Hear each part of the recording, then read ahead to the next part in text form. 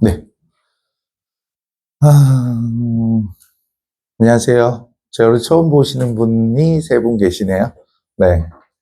어, 일단은 저희 오늘 할 게 세상의 모든 도표 프리뷰 하고요. 도표를 15문제 하루에 풀 거고요.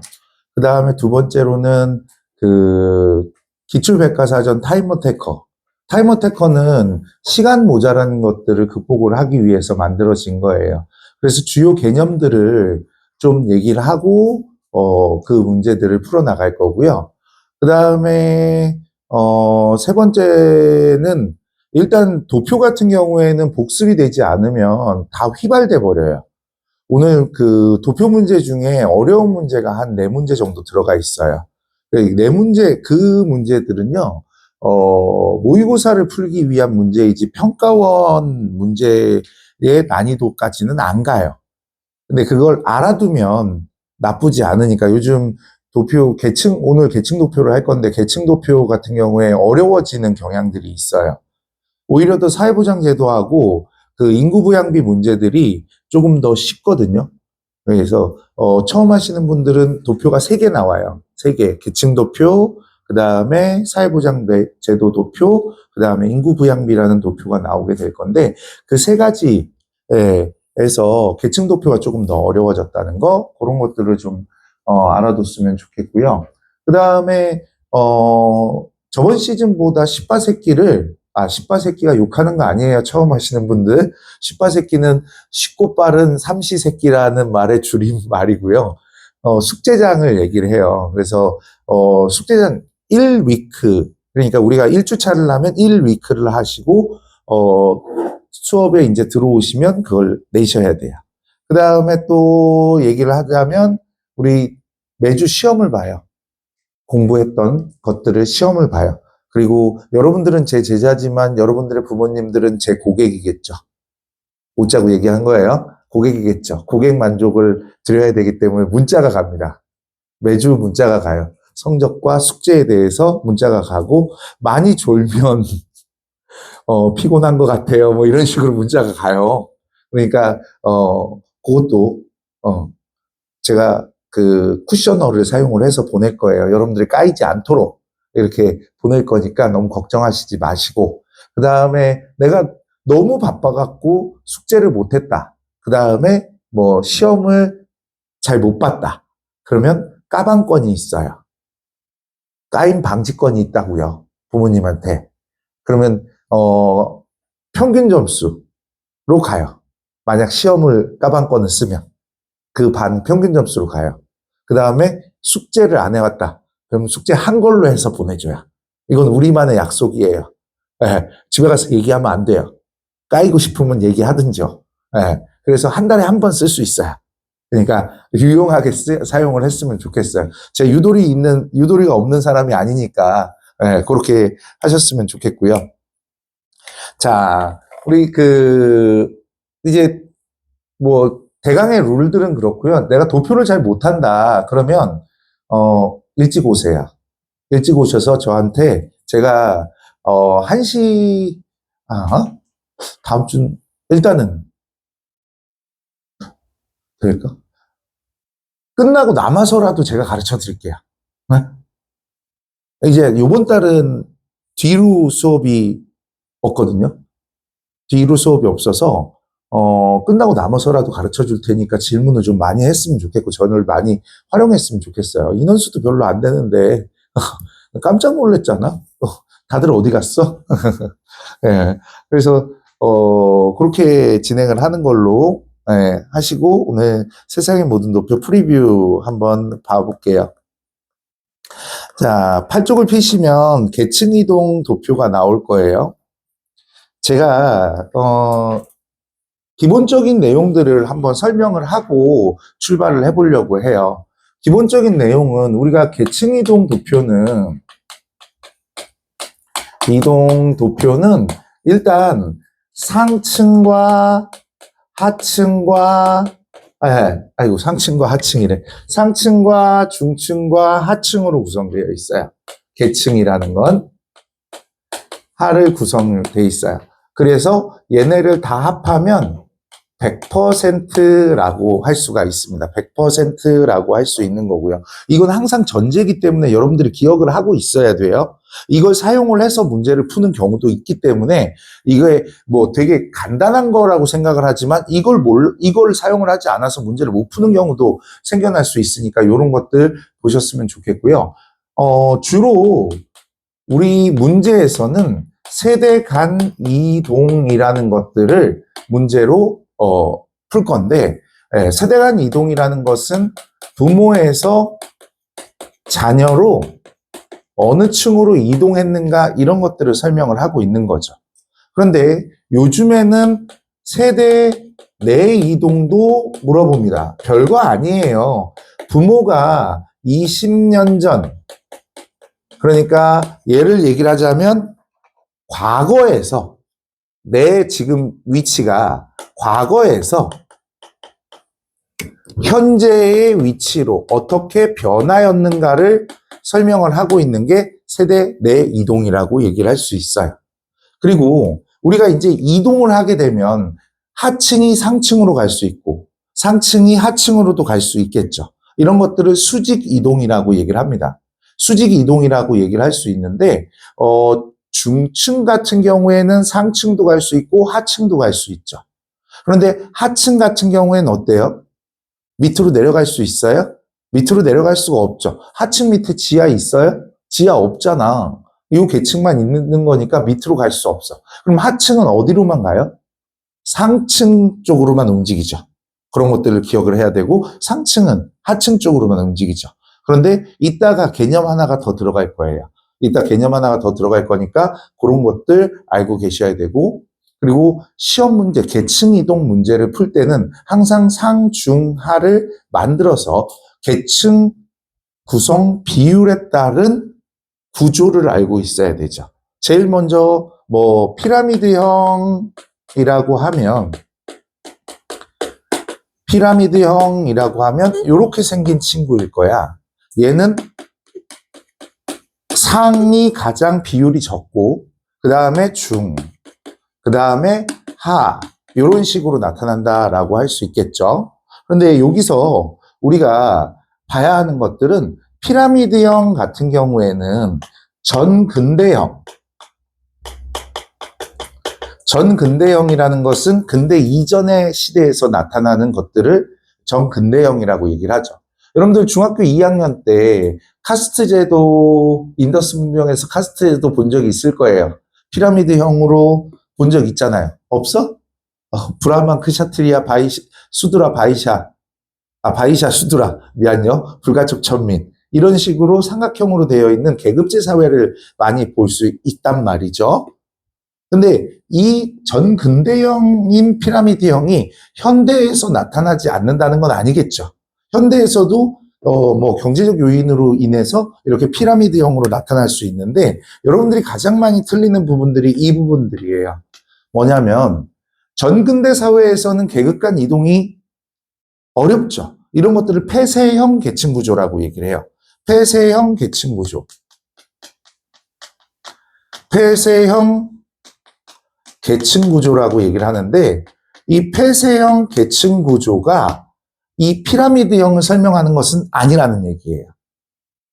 무슨 얘기냐? 이게 피라미드형이 현대에서도 나타난다고 그랬어요. 현대가 계급제 사회인가요? 아니죠. 대부분 계급제 사회가 아니기 때문에 이동할 수 있겠죠. 개방형 계층 구조를 가지고 있겠죠. 그렇기 때문에 폐쇄형 계층 구조라고 단정할 수 없기 때문에 여러분들은 이 문장이 나오게 되면 그냥 제끼고 가세요. 답안에서 제끼고 걔는 틀렸어. 이런 식으로 가셔야 돼요. 아시겠죠? 자, 그렇게 가시고요. 그 다음에 두 번째로 다이아몬드형이 있어요.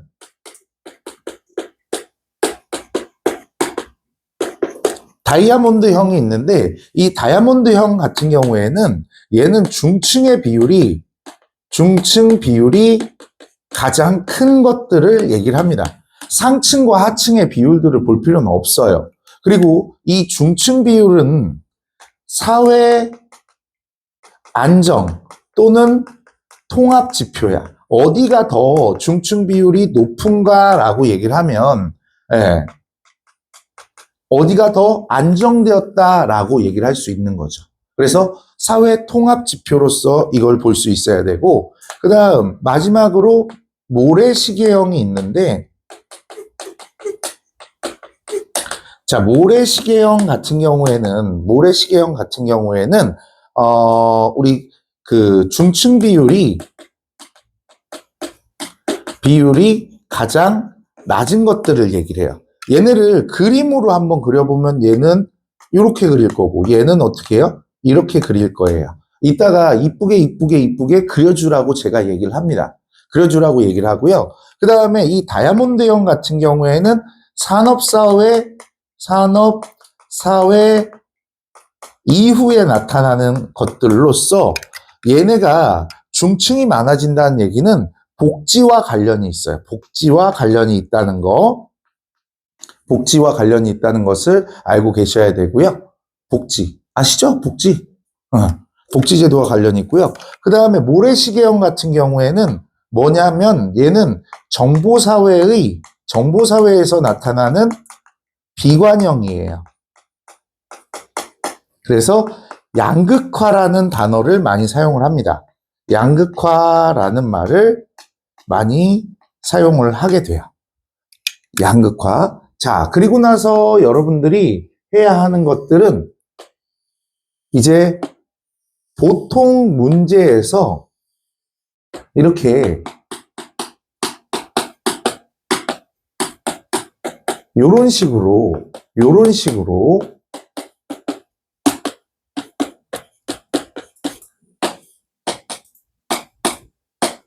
부모와 자녀입니다. 그 다음에 이런 식으로 그리고 출발을 하는 경우가 많아요. 물론 이걸 그리지 않고 이런 문제 같은 경우는 이거를 그리지 않는 문제예요.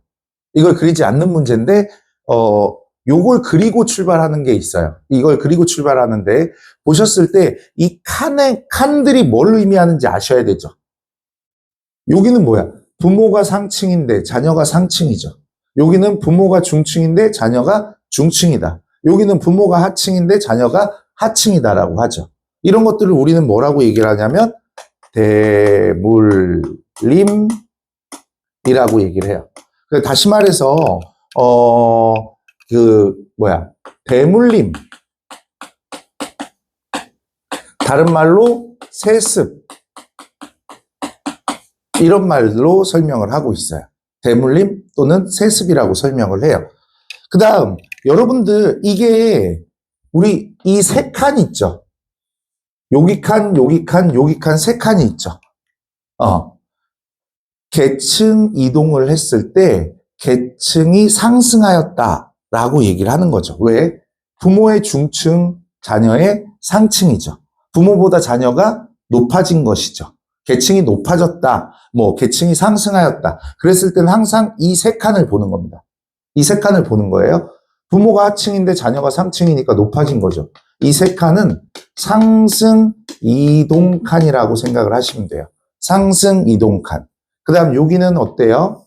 여기는 하강 이동 칸이라고 얘기를 할 수 있어요. 하강 이동 칸이라고 할 수 있고요.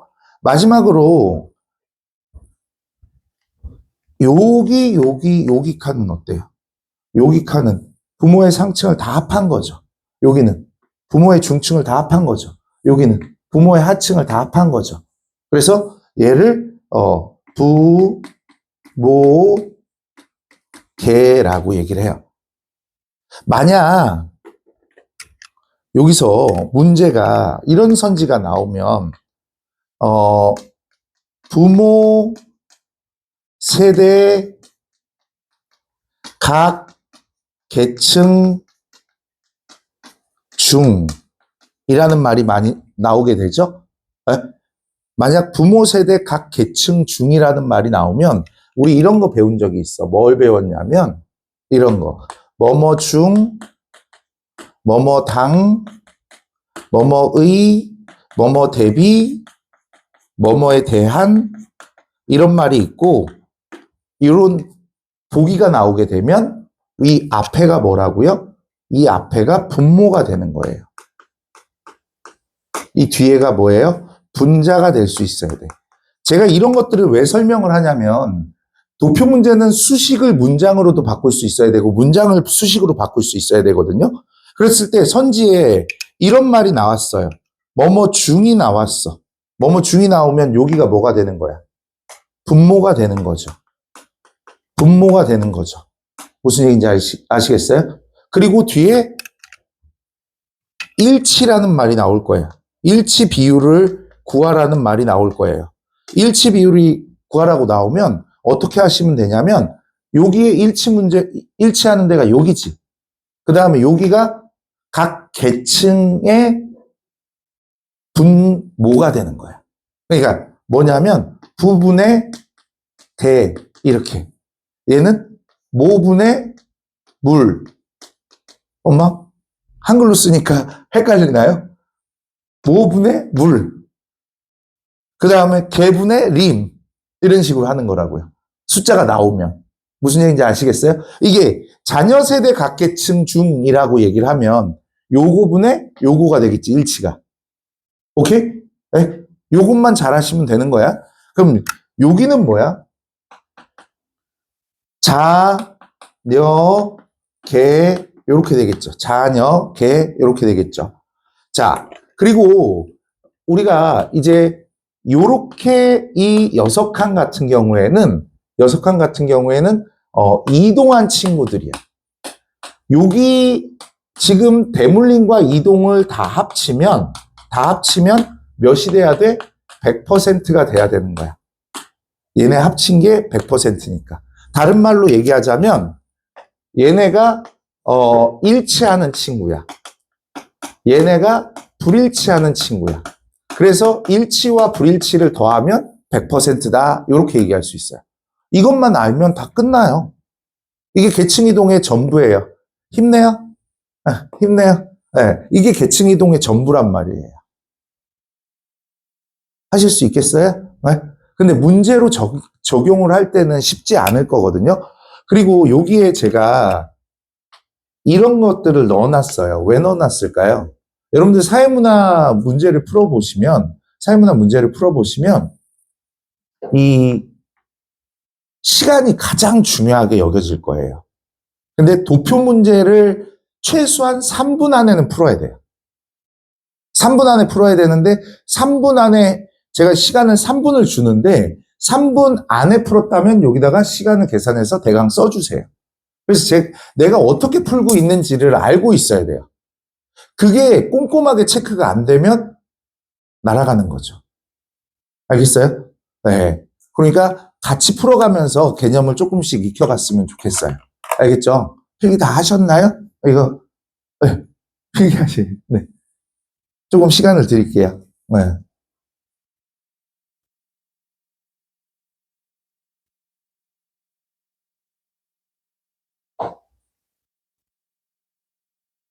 음.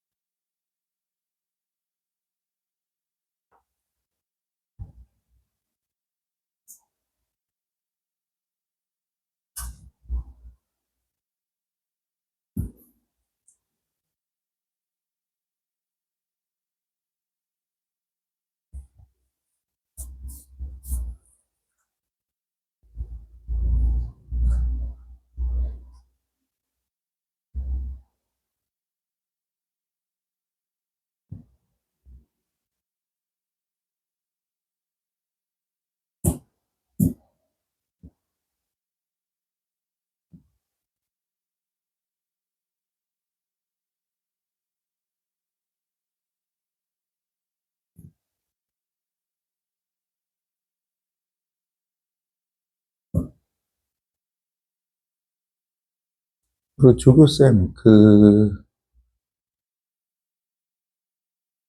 우리 기가일상이 3강일 거고, 확인을 해주세요. 유튜브에서. 그 다음에, 연구 방법이 2강인가 그럴 거, 4강이 뭔지, 해놓고, 안내를 해주세요. 그거 듣고 와야 된다고. 예, 예, 예. 예.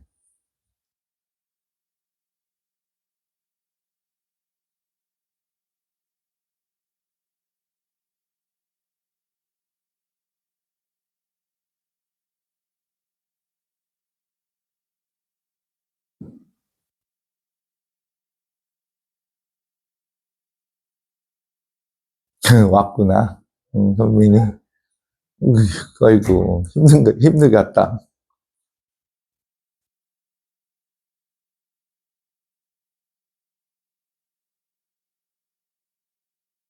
교재 받아와야 되는데.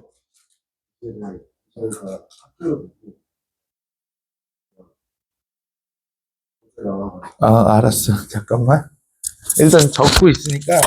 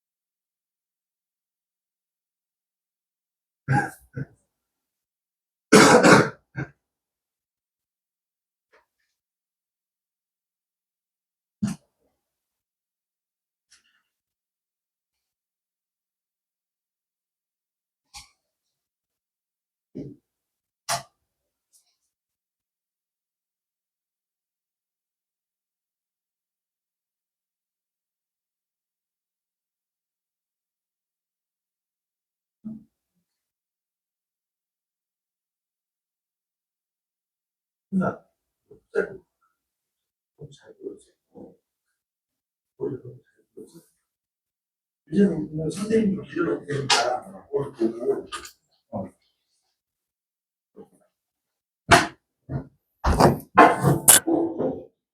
다 썼어요? 자, 그러면 제가 2분 줄 테니까 한번 풀어볼게요. 준비, 땅.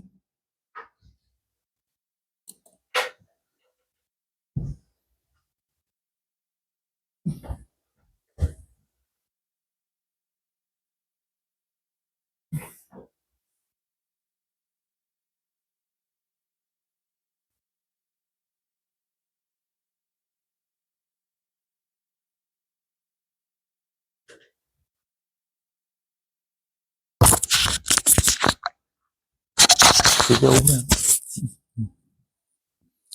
명희 누나한테 안부 좀 전해줘. 응. 잘 계셔? 응. 담임 선생님이셔? 음,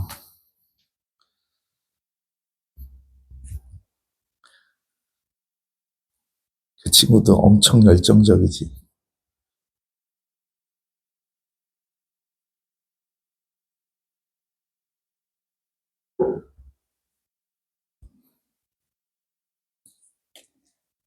평소에는 엄청 얌전하다? 알아? 음, 일할 때만 열정적이야. 어,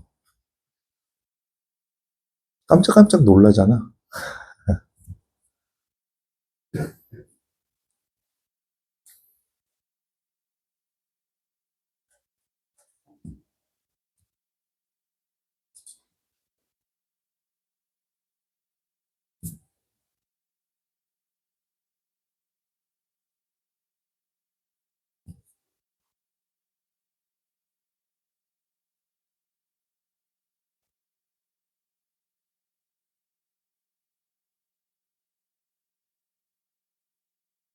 봐봐, 이거 봐봐.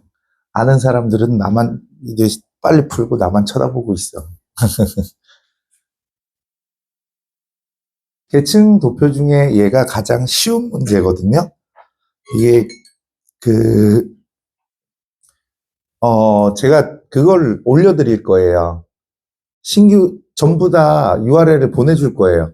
시즌 1 강의를 보내줄 건데, 3교시가 대부분 도표 강의예요. 그 도표 강의를 처음부터 들으면, 네, 좀 더 나아요. 지금은 도표를 이렇게 간략하게 설명을 하지만, 거기에서는 도표 강의가 조금 더, 이렇게 좀 깊이 들어가게 되거든요. 그러니까 그것도 좀 확인을 해주셨으면 좋겠어요. 자, 그럼 문제를 한번 풀어볼게요.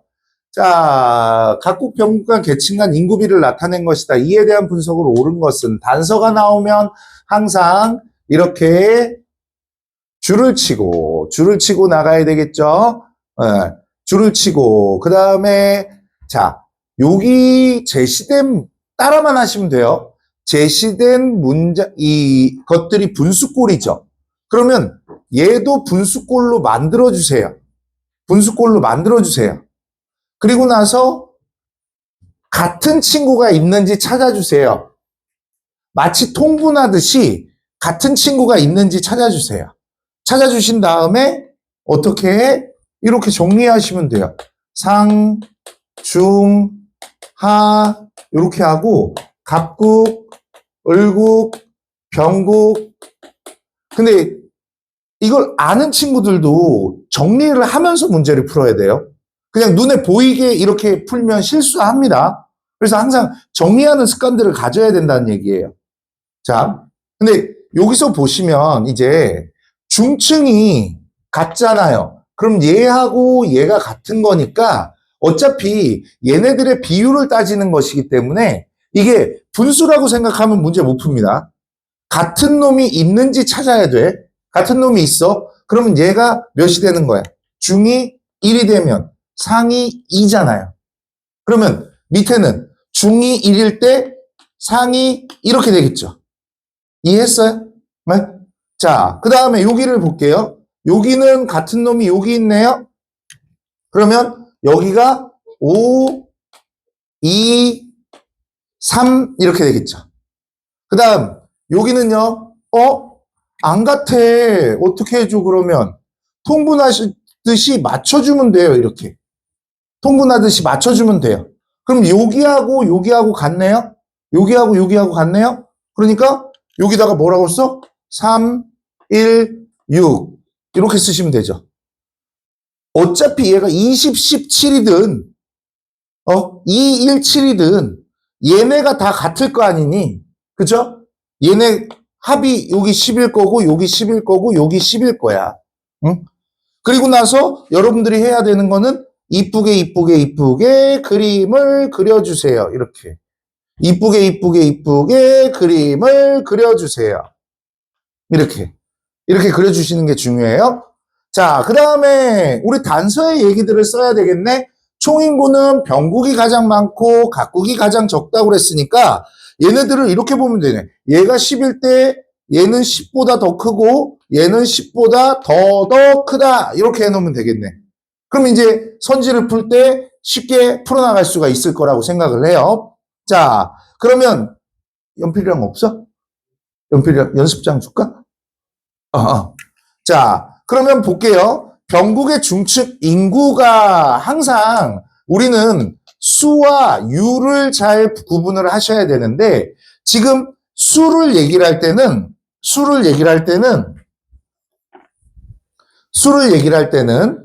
얘는 인구나 또는 임금이라는 표현으로 수를 표현을 한단 말이야. 그럼 얘는 인구 수를 물어보는 거지 비율을 물어보는 게 아니겠죠. 비율 같은 경우엔 그냥 비교해도 돼요. 누가 더 큰가. 근데 수 같은 경우에는 단서에 의해서 기준이 마련되어 있거나 전체 수를 주게 되면 그거를 가지고 문제를 풀어야 된다는 얘기겠죠. 그러면 병국의 중층 인구가 을국의 하층 인구, 병국의 중층 인구가 을국의 하층 인구 이렇게 나와 있어.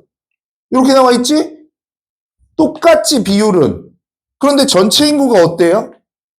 여기는 더고 얘는 더니까 3보다 더 크니까 그러면 어떻게 됩니까? 병국의 중층 인구가 을국의 하층 인구보다 많다? 맞겠죠. 그 다음에 을국의 중층 인구는 각국의 상층 인구의 2.5배라고 얘기를 했는데 2.5배라고 얘기했는데 아까 어떻게 했지? 여기가 더 큰 5죠. 얘가 2.5배는 맞는데 더 큰 5니까 틀렸다고 얘기해야 되죠. 그 다음 중층 인구, 총인구 중 상층 인구의 비율은 각국이 을국보다 높다. 비율 물어봤으니까 수 적용할 필요가 없어. 그냥 총인구가 10인데 상층 인구는 2. 그 다음에 2. 비율 물어봤으니까 같다라고 얘기해야 되죠.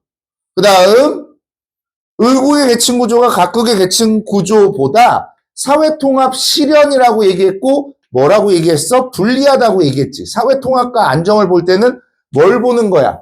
요 부분들을 보는 거죠. 요 부분들을 보는 거니까 누가 을국의 계층 구조가 가장 안정적이다라고 얘기해야 돼요. 그 다음 중층 인구에 대한 하층 인구의 비는 자 여기 대안 나왔네. 뭐뭐 대안 뭐뭐의 뭐뭐 중 뭐뭐의 뭐뭐당 뭐뭐에 대한 뭐뭐의 대비 앞에가 분모 뒤에가 분자 요렇게 되는 거죠. 요렇게 되는 거니까 중층 인구분의 하층 인구라고 얘기를 하는 거죠. 그럼 여기는 어떻게 돼? 1분의 7 얘는 5분의 3 여기는 3분의 6 그러면 을국이 가장 작고 각국이 가장 크다라고 해야지 맞다라고 할 수 있겠죠. 됐어요? 네? 풀리겠어요? 자, 그러면 다음 문제 한번 보도록 할게요. 다음 문제도 이제 1분 30초 줄게요. 2분 줄게요. 시작.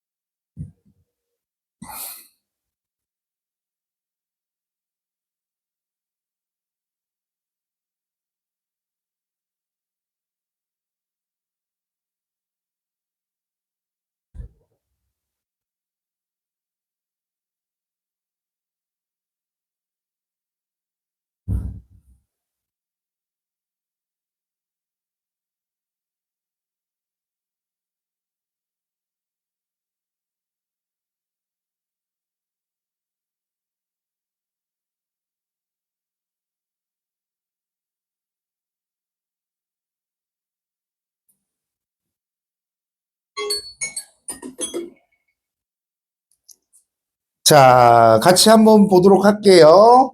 자, 이거는 아까 우리가 배운 내용들 그냥 표만 볼 줄 알아도 문제를 풀 수 있습니다. 표만, 아까 여기 그린 표들 생각나세요? 네, 그 표만 보시면 되는데, 자, 여기가 뭐라고 그랬죠? 아까 대물림, 일치, 이렇게 얘기를 했어요. 그 다음에 여기는요, 상승이동이라고 그랬어요. 여기는요, 하강이동이라고 얘기를 했습니다. 자, 요걸 가지고 문제 풀면 되겠죠? 기본적인 문제입니다. 자, 그러면 여기에는 지금 자녀 계층은 누가 제일 많아? 중층이 제일 많으니까 이쁘게 그려주시고요. 부모 계층은 어때요? 상이 가장 적고 중, 그 다음에 하라고 할 수 있으니까 요렇게 그려지는 거죠. 요렇게 그려지는 거 맞아요? 자, 그러면 이제 선지를 해석해 볼게요. 부모와 계층이 일치하는 자녀가 세대 간 이동한 자녀보다 적다고 했습니다. 우리 이동 플러스 일치는 100이죠. 이럴 때는 얘만 읽어봐. 얘만 읽어봐. 왜 얘만 읽어봐? 얘가 50이 넘으면 얘가 더 많은 거겠죠. 되게 쉬운 거예요. 예, 얘가 더 많을 거야. 그러면 53이 되네요. 그러면 일치가 53, 얘는 47. 그러니까 적다 틀렸겠네요. 세대 간 상승 이동한 자녀의 수, 세대 간 상승 이동한 자녀의 수는 37입니다. 그 다음에 세대 간 하강 이동한 자녀의 수 10이에요. 그러면 4배 안 되죠. 자, 그 다음 자녀 세대의 계층 구조가 부모 세대의 계층 구조보다 사회통합 실현에 유리하다. 사회통합 지표가 뭐라고 그랬죠? 중층이라고 얘기했죠. 그러면 얘가 맞는 거네요. 너무 쉬웠어요. 다른 것들로 문제를 냈으면 훨씬 더 좋았을 건데. 자, 여기 봐요. 자녀 세대 각 계층 인구 중. 이런 게 가장 어려운 선지예요. 하트 뿅뿅 하고 가셔야 돼요. 자, 자녀 세대 각 계층 인구 중이라고 얘기했어요. 각 계층의 인구 중이라고 했으니까 뭐를 해야 돼? 각 계층의 분모를 이렇게 써줘야 될 거고요. 분모를 써주는 거야. 각 계층의 얘네를 써준 거야. 그 다음 어떻게 했어요? 지금 일치하는 자녀 여기 12. 그 다음에 여기는 일치하는 게 24. 그 다음에 일치하는 게 17. 이렇게 되는 거죠. 오케이? 됐나요? 네? 됐나요? 그러면 이런 걸 볼 때 평가원에서는 어떻게 내냐면 이거를 또 소수로 바꾸고 막 약분하고 이런 일을 하지 마세요. 물론 EBS나 사설에서는 약분을 하고 문제를 구해야 하긴 하지만 그럴 필요가 없어요? 무슨 얘기냐면 절반이 넘느냐 절반이 넘지 않느냐를 보세요. 그러니까 2분의 1이 되느냐 안 되느냐만 보시면 된다는 얘기예요. 그럼 얘는 2분의 1 되죠? 안 되죠? 되죠? 그럼 여기서 보면 중층이 가장 높다? 틀렸을 거야. 자, 그 다음 부모가 중층에 속한 자녀 중 이렇게 얘기가 나오게 되면 부모가 중층에 속한 자녀 중이라고 나오면 중층에다가 이렇게 줄을 끄세요. 끊고 나서 뭐 하냐면 하강 이동한 자녀. 자, 하강 이동 칸이 어디라고 그랬어? 여기가 하강 이동 칸이라고 얘기했죠. 이게 자녀든 부모든 이 칸은 무조건 하강 이동, 이 칸은 무조건 상승 이동이 되는 것이기 때문에 상승 이동은 여기야. 그러면 하강 이동한 자녀가 상승 이동한 자녀보다 많다? 틀렸네요. 됐죠? 할 수 있겠죠? 다음 문제 볼게요. 다음 문제는 요즘에 조금 이런 식으로 문제를 내려고 많이 노력을 합니다. 여기에 나온 문제들은 전부 다 연계교재랑 연관이 있는 문제들이에요. 그래서 여러분들 그 연계교재에서 수능에 나오는 거는 도표들이 연결돼서 문제가 출제가 되는 거예요. 그러니까 꼭 잘 풀어볼 수 있어야 됩니다. 자, 얘 2분 줄 테니까 또 풀어보세요. 준비, 땅.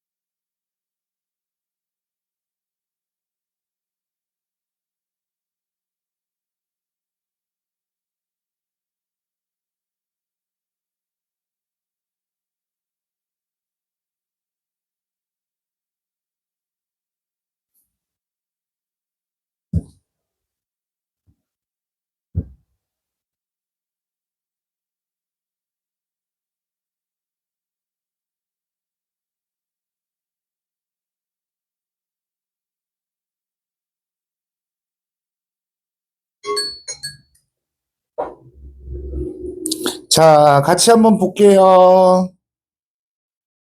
A국 국민 갑정에 대해 세대 내 이동 양상을 파악하기 위해 조사 결과를 나타낸 것이다. 단, 갑정 모두 수평 이동을 경험한 적이 없으며 절대로 수평 이동은 평가원에서 실제 문제를 내지 않습니다. 수평 이동이라는 것은 같은 계층에서 움직이는 걸 수평 이동이라고 얘기를 하는데 절대 나오지 않아요. 수직 이동만 시험 문제에 나온다라고 생각을 하시면 되고요. 여기가 중요한 단서입니다. 라는 거 알아두고 가볼게요. 자, 과거와 현재의 계층을 나타내고 있습니다. 본인의 20년 전 계층과 비교한 본인의 현재 계층 위치가 낮다고 얘기를 했어. 그러면 갑의 위치가 상도 될 수 있고 중도 될 수 있고 하도 될 수 있어. 하는 안 되네요. 하는 될 수가 없는 게 하에서 밑으로 내려갈 수는 없잖아요. 근데 상과 중일 수 있기 때문에 이걸로는 단서를 가질 수가 없겠죠. 기준을 잡아줘야 되기 때문에. 그러면 갑의 현재 계층과 비교한 본인의 현재 계층의 위치를 살필 수 있어야 돼요. 그럼 정리를 한번 해봅시다. 20년 전의 계층과 그 다음에 현재 계층을 보시고 갑, 을, 병, 정 이렇게 해놓고 자, 갑의 현재 계층을 비교한 본인의 현재 계층. 갑은 갑이니까 안 나오겠죠? 그러면 을은 같대요.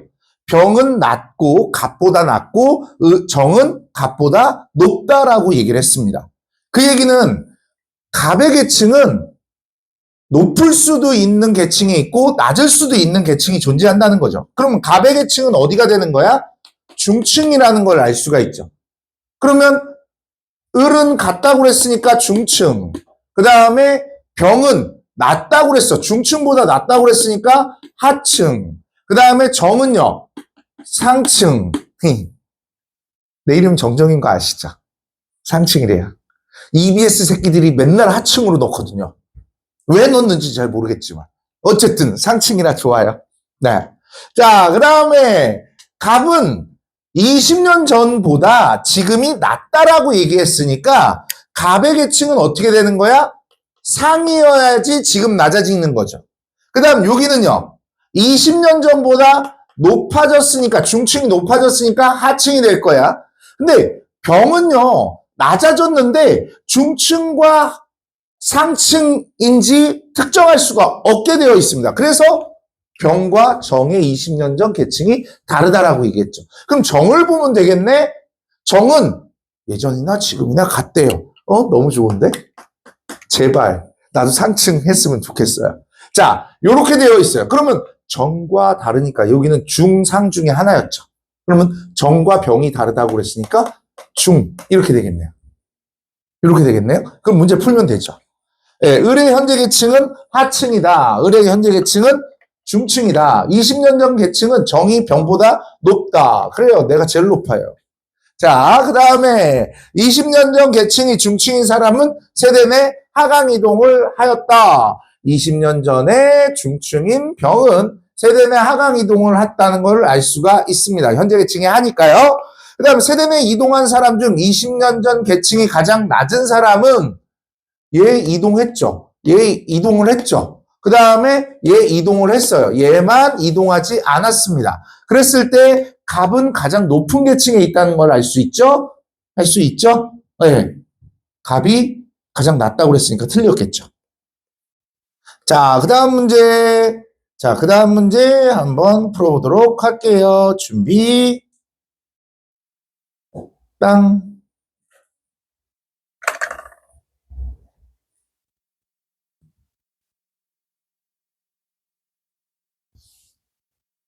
도전을 해보셔야 돼요. 자꾸 읽어보시고.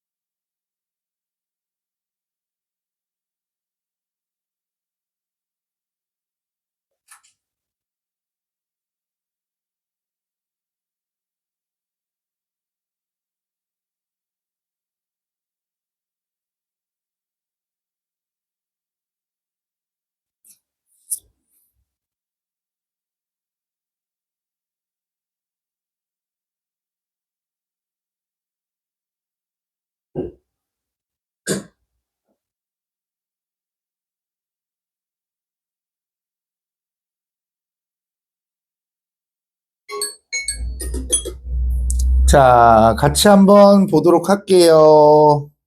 자, 표는 T년 각국 병국 총인구 중 계층별 인구 비율을 나타낸 것이다. T년과 T 플러스 30년을 비교할 때 T 플러스 30년의 각국의 계층 구조는 T년의 병국 계층 구조로 이렇게 잘 안 보이면 끊으세요. 쉼표에 따라서 끊으세요. 그 다음에 T 플러스 30년의 의국의 계층 구조와 병국의 계층 구조는 T년의 각국의 계층 구조로 변했다라고 얘기를 했습니다. 그리고 단선은 항상 동그라미 치고 줄 쳐놓고 까먹지 않도록 해놔야 된다라는 겁니다. 실수하지 않도록.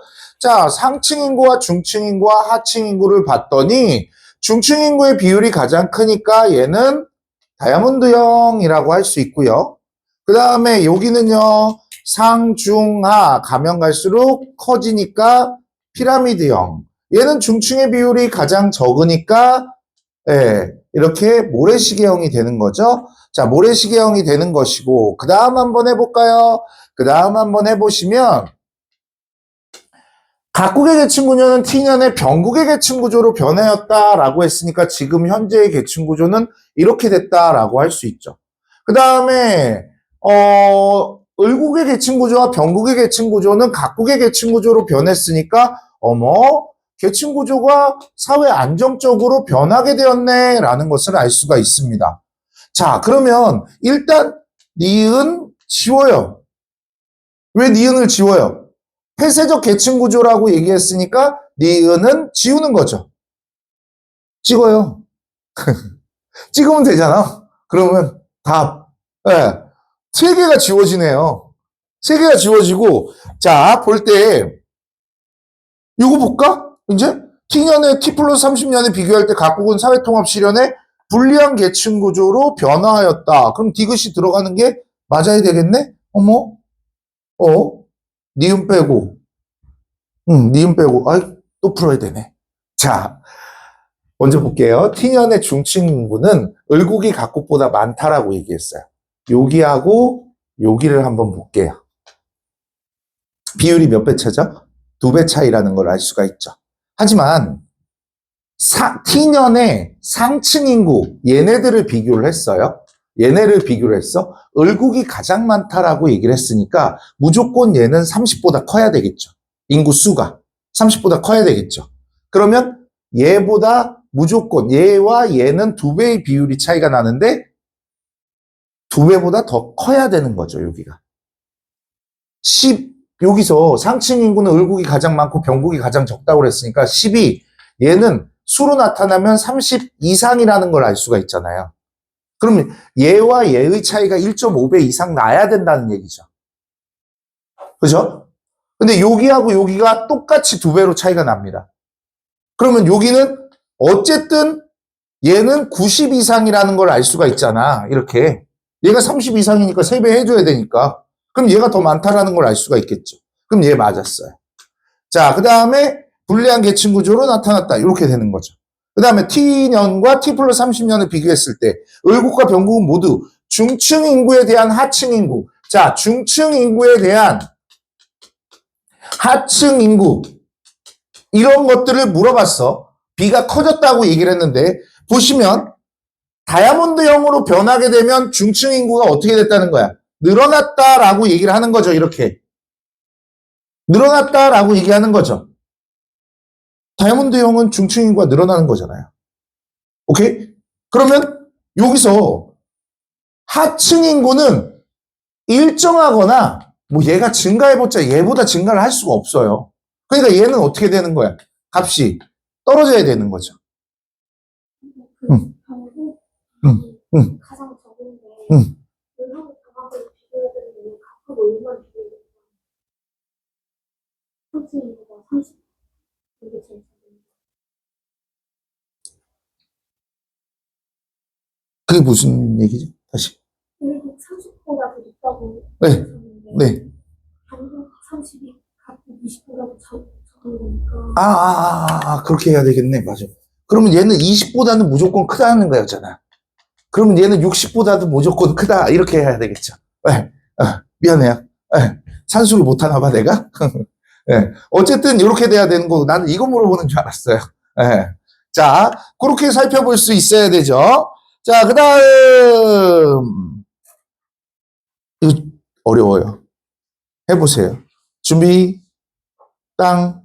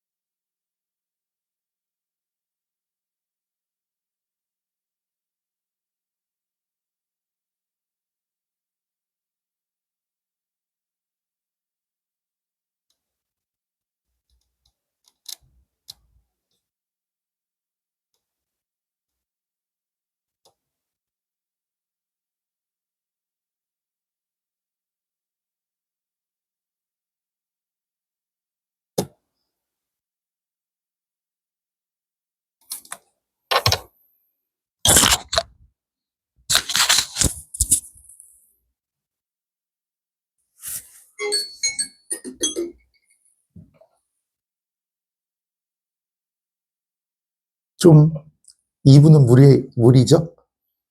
풀었어요?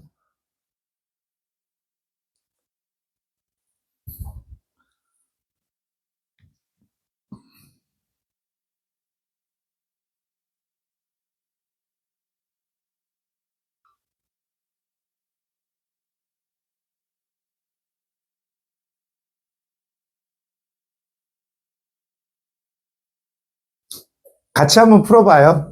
네. 조금 어려워요. 이 문제 같은 경우에는 어디서 주로 나오냐면, 우리 17일 날 대성 모의고사를 보는데, 나 안 본다. 학원에서 본다만 손 들어보세요. 나 본다. 세 분, 네 분, 네. 5분. 세 분은 내가 줄게요. 풀어봐야 돼요. 알겠죠? 네. 자, 그런 데서 많이 나오는 문제예요. 사설에서 많이 나오는데, 제발 여러분들한테 부탁하고 싶은 건 뭐냐면, 시대인재 모의고사를 풀지 않았으면 좋겠다. 알겠죠? 시대인재 모의고사를 풀지 않았으면 좋겠다. 오늘 개강인데 내가 분리수거 한다는 게 깜빡했네요. 분리수거 할게요. 빨리. 자, 자, 여기서 우리가 이제 볼 것들은 뭐냐면 이 개념들을 한번 살펴봐야 돼요. 어떤 개념이냐면, 자, 부모 세대와 자녀 세대가 있는데 상승 이동이 없는 계층, 하강 이동이 없는 계층들을 찾을 수 있어야 돼요.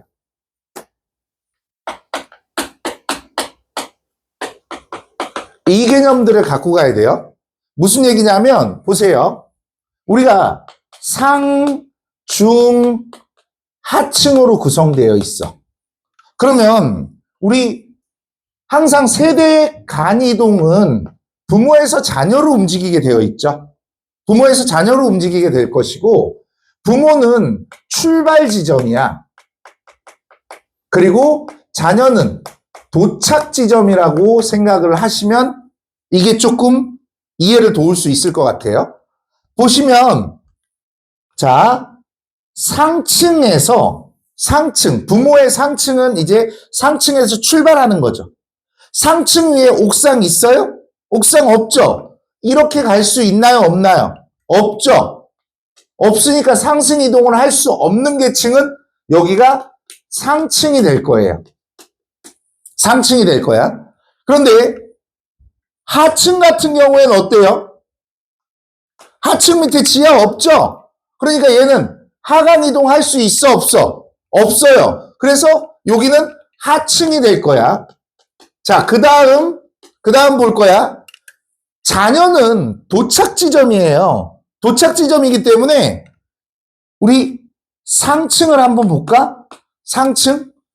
상층은요, 위에서 내려올 수 없는 계층이죠. 하강 이동으로 도착할 수 없는 계층이죠. 이 개념 잘 가져가야 돼. 하강 이동으로 갈 수 없는 계층이야. 화살표 잘 보세요. 네? 상층은 하강 이동으로 도착할 수 없어요. 그래서 여기는 상층이 되는 거야. 그 다음 하층은 상승 이동으로 도착할 수가 없어요. 이렇게 되는 거거든. 하층 밑에 아무것도 없는데 어떻게 상승 이동으로 하층에 도착을 해요? 그러면 얘는 하층이 되는 거야.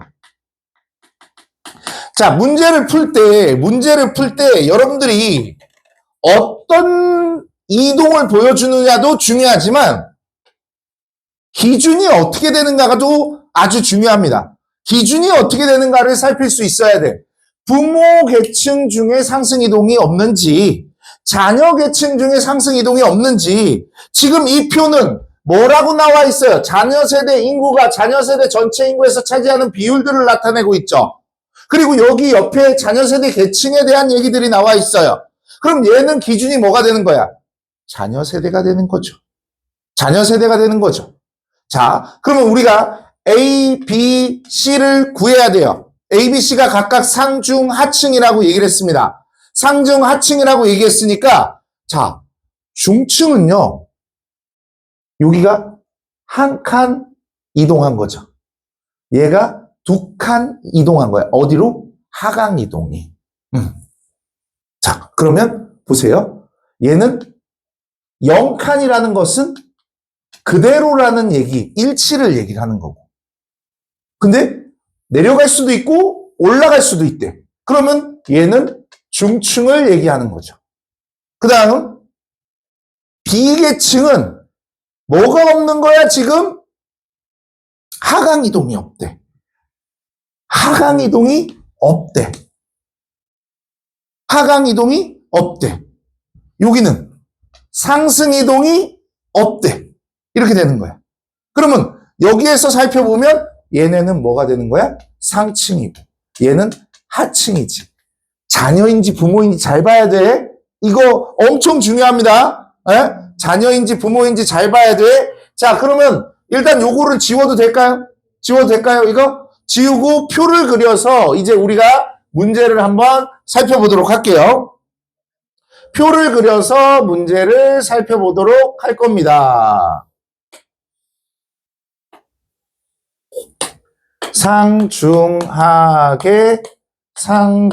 상중하게 부모, 자녀 이렇게 해놓고 여기가 100%야.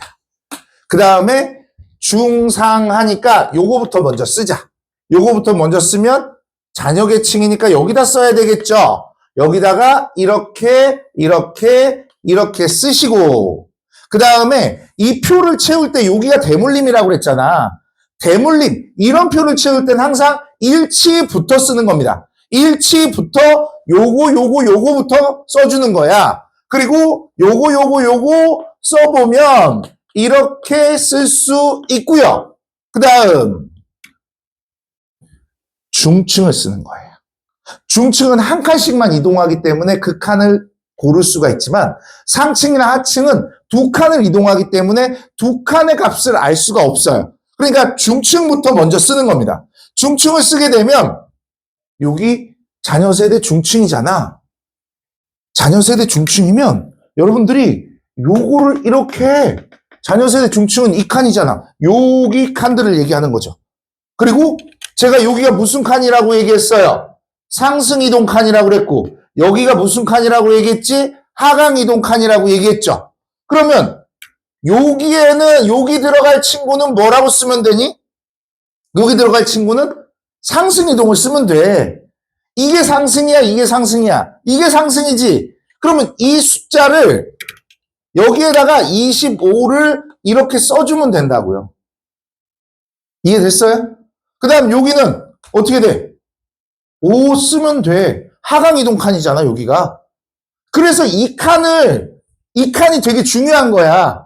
상승 이동 칸하고 하강 이동 칸을 헷갈리지 않으려면 이게 항상 상승이고 이게 항상 하강이란 말이야. 그러면 상승 이동 칸과 하강 이동을 채울 때 그렇게 사용을 해야 되고, 그 다음에 너무너무 괜찮았던 게 뭐냐면 상층에 이제 자녀 세대 상층이라고 그랬어? 자녀 세대 상층이야. 상층인데 얘는 한 칸 이동했고 얘는 두 칸 이동한 게 없대. 한 칸 이동한 거 여기겠지. 중층에서 상층 가면 한 칸 이동한 거지. 하층에서 상층 가면 두 칸 이동한 거지. 그럼 여기다가 몇 써? 8, 0 이렇게 쓰면 되지. 8, 0 이렇게 쓰면 돼요. 그 다음에 이제 여기 쓰면 되잖아. 한 칸 이동한 거 어떻게 써? 한 칸 6, 그 다음에 한 칸 3 이렇게 하면 얘네 다 더하면 20, 얘네 다 더하면 34, 얘네 다 더하면 46. 그러면 끝난 거 아니야. 이해했어요? 이거 그릴 수만 있으면 돼. 자, 볼게요. 세대 간 하강 이동한 자녀가 세대 간 상승 이동한 자녀보다 많다. 세대 간 하강 이동한 자녀는 몇이니? 14고, 얘는 33이네요? 틀렸네요. 부모 계층이 A인 자녀가,